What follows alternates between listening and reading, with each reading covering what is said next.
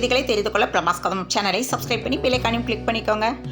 மின்சாரம் தாக்கி உயிரிழந்த அரசு பஸ் டிரைவர் குடும்பத்துக்கு ரூபாய் 3 லட்சம் நிவாரணம் என்று மு.க. ஸ்டாலின் அறிவிப்பு வெளியிட்டுள்ளார். அத்திக்கடவு அவிநாசி திட்டத்தை முதலமைச்சர் மு.க. ஸ்டாலின் நாளை தொடங்கி வைக்கிறார். திருவாரூர் அருகே கொலை வழக்கில் தொடர்புடைய ரவுடியை போலீசார் சுட்டுப்பிடித்தனர். அக்டோபர் 29ஆம் தேதி முதல் வாக்காளர் பட்டியல் திருத்தப் பணிகள் தொடங்க உள்ளதாக தலைமை தேர்தல் அதிகாரி சத்யபிரதா சாஹூ தகவல் தெரிவித்துள்ளார். ஓட்டு போடும் உரிமை உள்ளவர்கள் யார் வேண்டுமானாலும் முதலமைச்சர் ஆகலாம் என்று பிரேமலதா விஜயகாந்த் தெரிவித்துள்ளார்.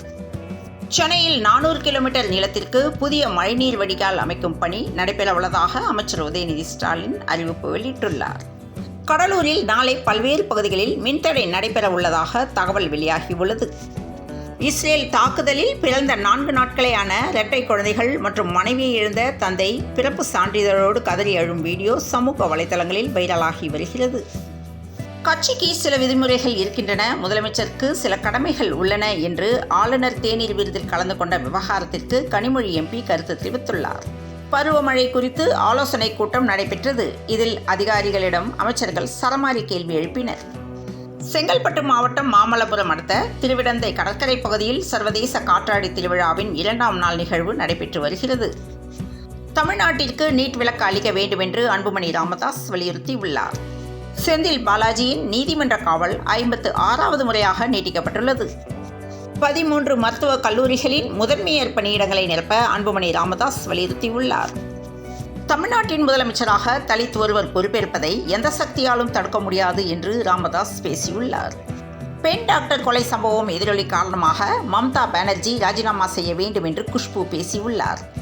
பயிற்சி பெண் டாக்டர் கொலை வழக்கு காரணமாக தமிழகத்தில் டாக்டர்கள் மாணவர்கள் போராட்டம் நடத்தினர். அதிமுக திட்டங்களுக்கு ஸ்டிக்கர் ஒட்டும் பணிகளை திமுக அரசு செய்வதாக ஜெயக்குமார் பேட்டியளித்துள்ளார். அரவிந்த் கெஜ்ரிவாலுக்கு முதலமைச்சர் மு.க. ஸ்டாலின் பிறந்தநாள் வாழ்த்து தெரிவித்துள்ளார். பஸ்களில் சாதி ரீதியான பாடல்களை ஒளிபரப்பினால் என்று நெல்லை காவல்துறை எச்சரிக்கை விடுத்துள்ளது.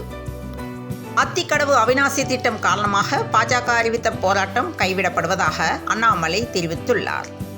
மருத்துவர்களின் பாதுகாப்பை மாநில அரசுகள் உறுதி செய்ய வேண்டும் என்று சீமான் பேசியுள்ளார். 2வது டெஸ்டில் ஹோல்டர் அரை சதம். வெஸ்ட் இண்டீஸ் 144 ரன்களில் ஆல் அவுட் ஆனது. பூச்சிபாபு கிரிக்கெட் தொடர் அணிக்கான TNCA அணிகள் அறிவிக்கப்பட்டுள்ளது. பெண்கள் ஒருநாள் கிரிக்கெட்டில் இலங்கை வீராங்கனை புதிய சாதனை படைத்துள்ளார். சென்னையில் இன்று 22 கேரட் ஆபரண தங்கத்தின் விலை சற்றே உயர்ந்து ஒரு பவுண்ட் ரூபாய் 52,520க்கு விற்பனையாகிறது.